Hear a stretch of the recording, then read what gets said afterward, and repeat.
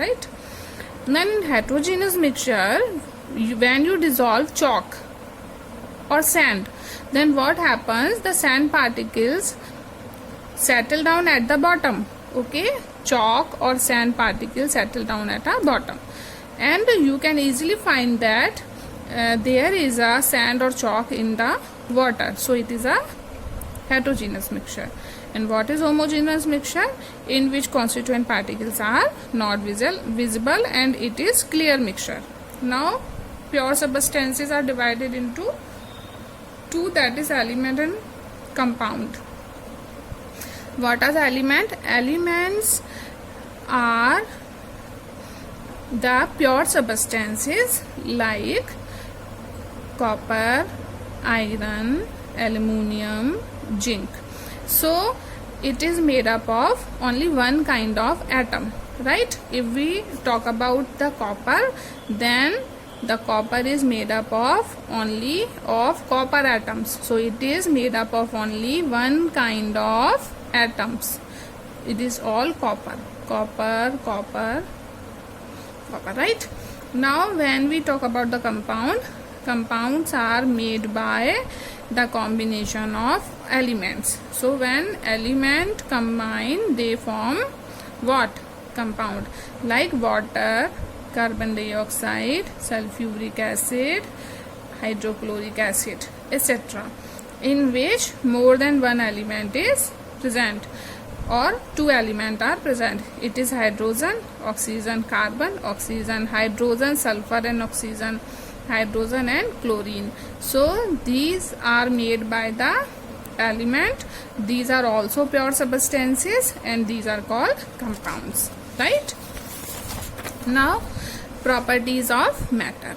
So when we talk about the properties of any matter, we only study or consider physical and chemical properties, because there are only two type of properties which we study. So what are physical properties? Physical properties are those which can be observed by watching or by smelling or by color, right? So physical properties is the color of a matter, melting point, boiling point, density and odor. Odor means there its fragrance. Now chemical properties are composition of the compound, combustibility means how it burns, reactivity, how it reacts with others, and acidity and basicity, or it is basic or acid. So these are the chemical properties. Now here from the first topic to the chemical properties, these topics are the revision of the last classes.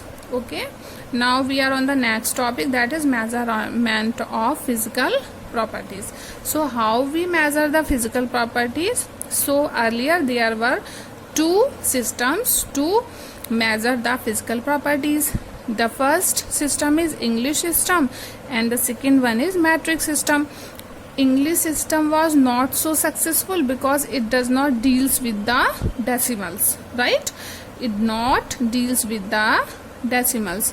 Means if we say that we want 1.5 kg of mass of any substance, then it does not allow this measurement. It only allow 2, 3, 4 or 5.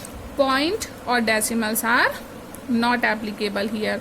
But metric system was more successful, more followed, because it deals with the decimals also. And in late 18th century in France, metric system was started. Now this system was not common to each other, so there were need to a common system which can be used everywhere without any doubt. So the system, that is International System of Unit, that is SI system, is started. So in 11th General Conference on Weight and Measures, this system was approved. and it is signed in the Paris in 1875. So this system deals with the 7 physical quantities that are the base physical quantity, its symbol, name of SI unit and symbol of SI unit. So first physical quantity in SI system is length, and symbol of length we know that is L, and the name of SI unit meter, and the symbol is M. So everywhere the length is in SI unit will written in meter. Okay, now mass, symbol M, name of SI unit kilogram, and SI unit kg. So everywhere mass is measured in the terms of kilogram in SI unit. Okay, there is no confusion around the world. Now time, symbol T. Now name of SI unit second, and symbol of SI unit is S. Electric current I, name of SI unit ampere and symbol A. Temperature T, SI unit Kelvin or symbol K. So whenever we measure the temperature in SI unit, we measure it in Kelvin only, not degree Celsius or a Fahrenheit scale. Intensity IV, its unit candela, and CD. Amount, that is N, amount of any substance, the symbol is N, and SI unit is mole.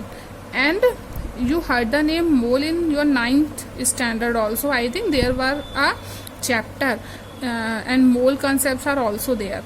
Mole and symbol of SI unit is mole, right? I hope you understand this. Now we will go to the next topic, and that is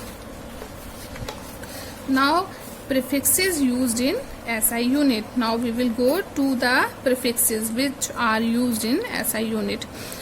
So we should know these measurement, because these are the basics for the calculation, and in first chapter we are only doing the basic things which we use in later chapters, right? So how we can learn it. First we understand this, that 10 to the power minus 12 is a pico, and it is represented by P.